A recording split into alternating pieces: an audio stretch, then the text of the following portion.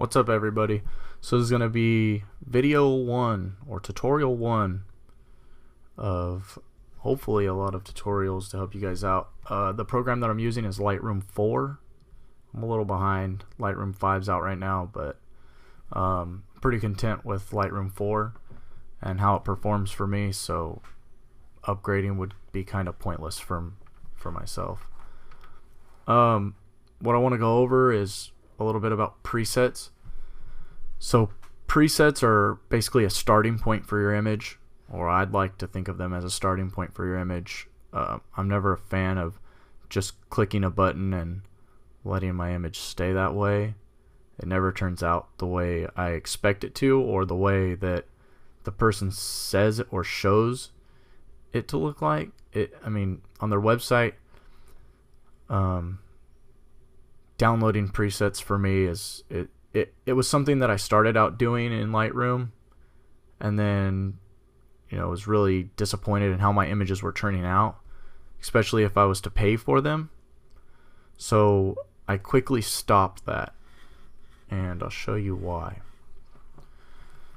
Okay, so here I have my friend's son, Caleb, and I am going to show you what it's like if I was to create a preset for this image, and then I'll show you what it would be like if I was to download just any ordinary preset and throw it on this image. And you'll basically see either what I like to see as what a professional would deliver.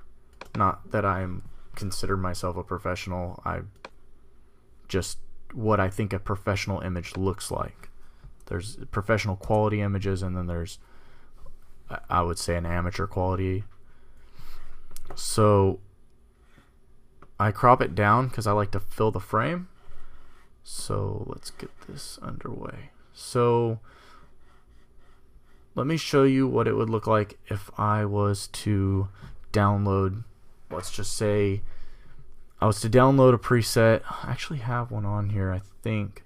Yes, I have one that's supposed to be for kids, a preset for kids. As you can see, some of these look really horrible, and these are ones that you pay for. Now one that's supposed to be for kids, it's supposed to soften their skin and give them that look like most photographers get when they shoot children. Let's see. So this would be the look. It's alright. It's a little too bland for my taste. I like my pictures to pop more, and you'll have the little cliche ones like the black and white that just doesn't look like real good black and white, and then you have just different variances of black and white. You'll get the ones where it's like the sepia or sepia, however you prefer to pronounce it. To me, it's too cliche. People go with it too much. I like my images to look a certain way. So, like I said, I create presets myself. Let's go ahead and reset this. The computer runs a little slow. Alright, so now that's reset. Let's crop it back down.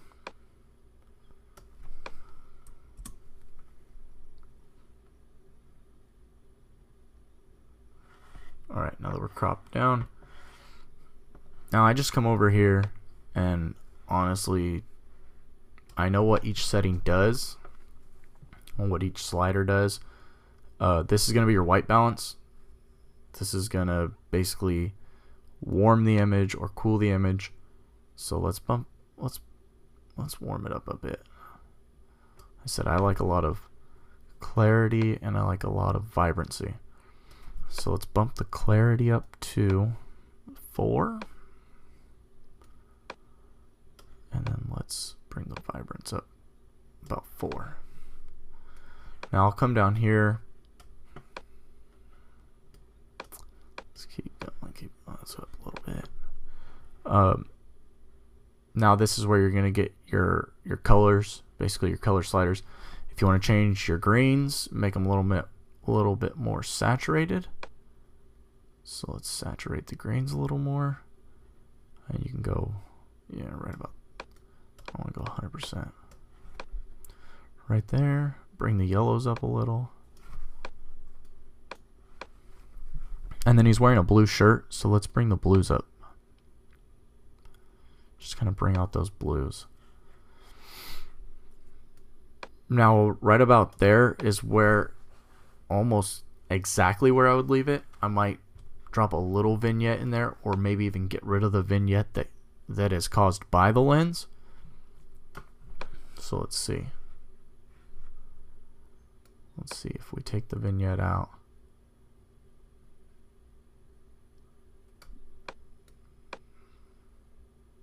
So right about +4 would be taking the vignette out.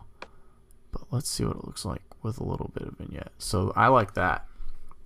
Right there, -9. And you can see a before and after. It's not a lot of difference. For the most part, it is shot right in camera, with exception to the framing and a little bit to the saturation of the image. With children, it's kind of hard to frame a child in your image perfectly, because we all know kids don't sit still. So as you can see, that is not a preset that I just used. That's me altering my settings. So let's see. If I go up, I can create a preset.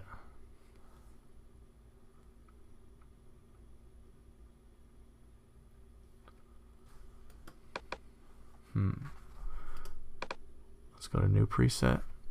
Now, growing up, we used to call my buddy Jacob Lamb. So I will create it as Lamb 7 because I have 6 of them already created for him. So Lamb 7 would be the one that we just created.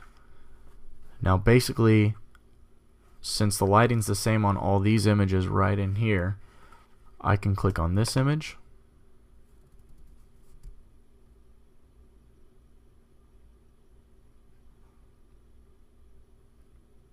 If my computer will load.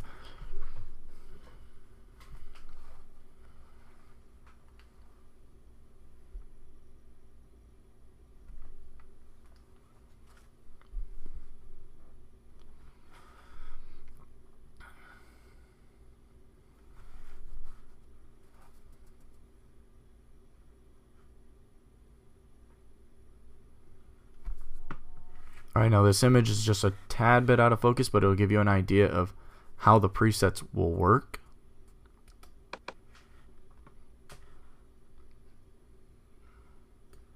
So let's crop it down, frame them up.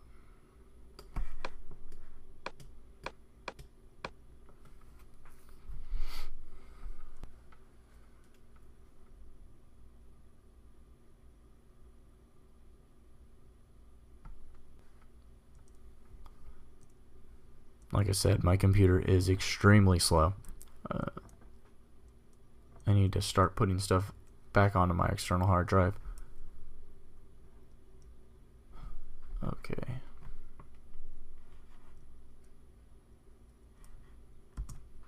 So let's go with that crop right there.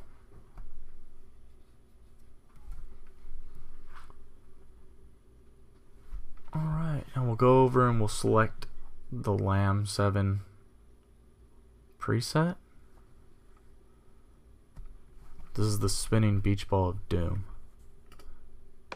Alright, so there you can see it's the same as the image that we just edited right here.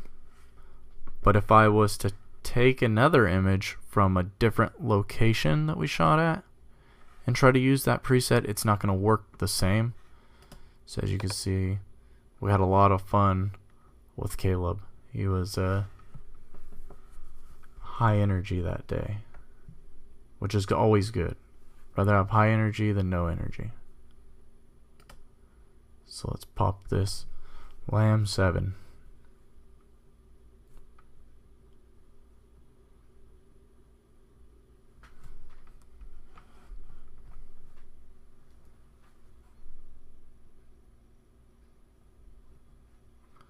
As you can see, that's totally not how the other image looked.